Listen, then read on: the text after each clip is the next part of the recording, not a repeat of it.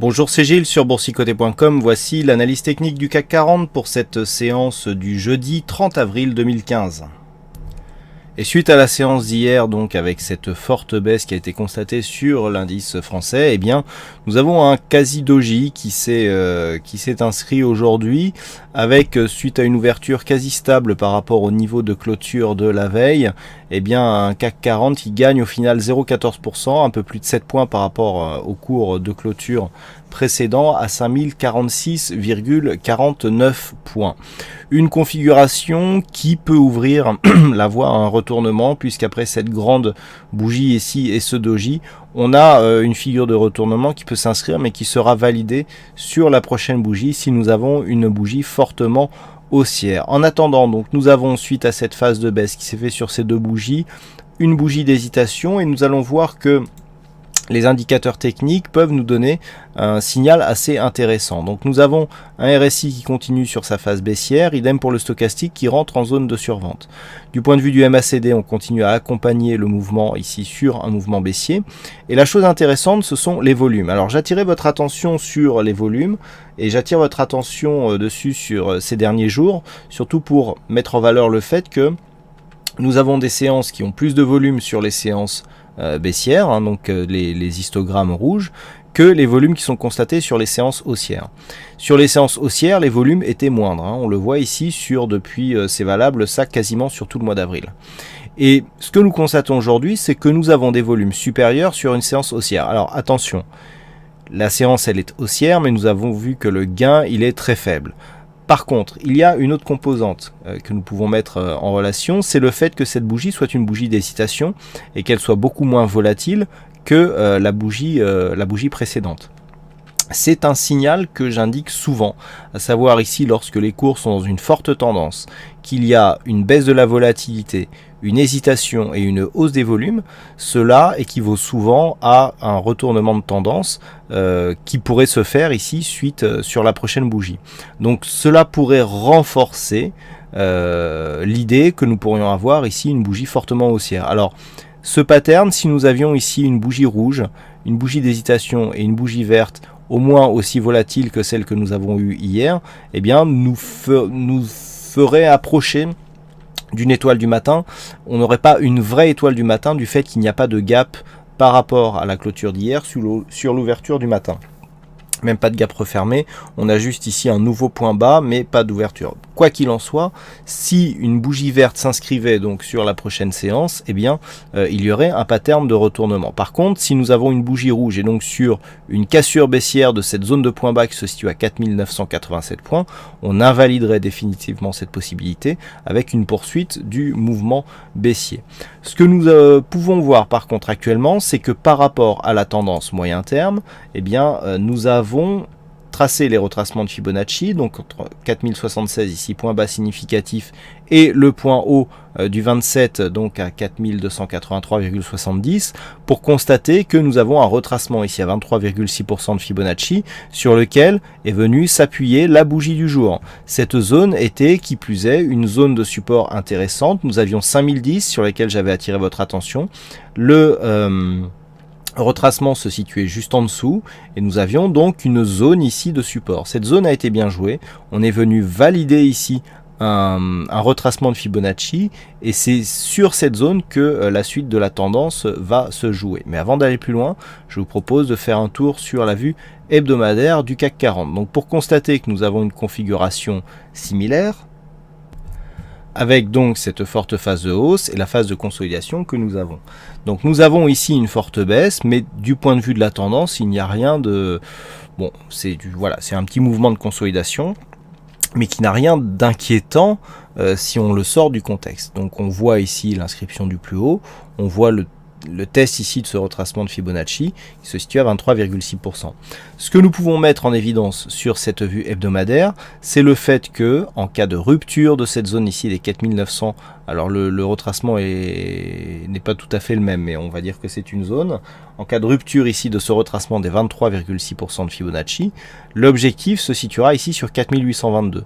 Nous avions une zone de résistance qui s'était transformée en support suite à une ouverture de gap qui s'était refermé. On le voit bien ici d'un point de vue hebdomadaire sur cette phase, le gap ici qui a été refermé et qui donne donc ce support qui est proche du retracement à 38,2% de Fibonacci. Sur une rupture donc de cette zone, eh bien on pourrait avoir un objectif qui se situerait dans cette zone 4822, 4841 points sur la vue hebdomadaire. Dans ces zones de cotation, nous retrouvons la moyenne mobile 20 exponentielle. Donc nous voyons que même dans le cas d'une poursuite du mouvement baissier, en général sur les indices, les mouvements baissiers sont beaucoup plus rapides que les mouvements haussiers. Donc on peut avoir la même bougie que celle que nous avons cette semaine, sans pour autant avoir un mouvement de panique. Il pourrait s'agir d'un mouvement de consolidation, de la suite d'un mouvement de consolidation.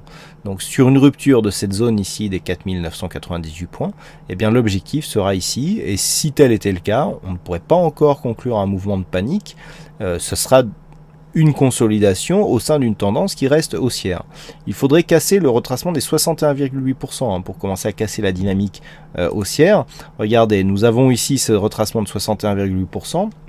D'un point de vue moyen terme, si les cours venaient par exemple sur cette zone des 4600 points pour chercher le précédent point haut significatif, eh bien on aurait tout simplement une alternance point haut, phase de consolidation. Je vous rappelle que là, sur cette phase, on avait consolidé à 38,2%. On avait une extension à 5100 points, cette extension qui se situe ici. On a eu une cassure, inscription d'un nouveau plus haut. Si on revient chercher ici cette zone, eh bien on validera une ancienne zone de résistance comme une possible zone de support. Donc il n'y aurait rien vraiment de dangereux. Qui plus est, cette zone se situe dans la zone 50, 61,8%. Donc c'est une possibilité qui est tout à fait envisageable. Alors je n'ai pas dit qu'elle était probable, mais si tel était le cas, on ne pourrait pas encore parler de retournement ou quoi que ce soit. D'un point de vue moyen terme, on serait toujours dans une tendance haussière. Donc la zone à surveiller pour la semaine prochaine, donc c'est cette zone des 4998 points, et à la hausse bien sûr 4283, puisque sur une rupture de ce mouvement, on aura un signal de continuité avec ici phase de dynamique, consolidation horizontale donc avec test du retracement des 23,6%, et sur une cassure haussière, eh bien, on relancerait la dynamique haussière pour la semaine prochaine. D'un point de vue journalier, les points à surveiller, eh bien, ils sont quasiment les mêmes dans un premier temps, au moins pour la séance de lundi. Cette zone de test ici est assez intéressante, zone donc 4998, 5010 points. Sur une rupture de cette zone, donc on invaliderait, comme je vous l'ai indiqué tout à l'heure, la possibilité de retournement direct pour venir, par exemple, chercher une moyenne mobile 20 exponentielle, par exemple. Et on enfoncerait ici un mouvement baissier. Attention d'un point de vue court terme, sur une rupture de cette zone des 4932, il y aurait retournement de la tendance puisque nous aurions un plus bas significatif qui serait cassé à la baisse. Pour l'instant, nous sommes toujours sur une succession de points hauts et de points bas qui est haussière puisque le dernier point bas significatif, c'est celui-ci. Donc 4932 à surveiller la semaine prochaine dans le cadre d'une poursuite du mouvement baissier. Tant que ce support ici ne cède pas, c'est-à-dire s'il n'y a pas d'attaque et que l'on ne repasse pas en dessous. L'objectif numéro 1, c'est cette zone ici des 5100 points. On l'a vu, cette zone sur la vue hebdo, elle est aussi significative sur le journalier.